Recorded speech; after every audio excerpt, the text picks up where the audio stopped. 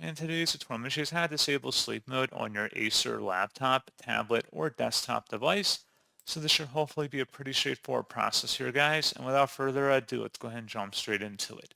So all I have to do is select the Windows search menu and type in settings. Best result, should come back with settings here. Go ahead and open that up. On the left side, select system. And then on the right side, you want to scroll down and select power. And then there should be a section that says screen and sleep timeouts. Go ahead and click that drop down.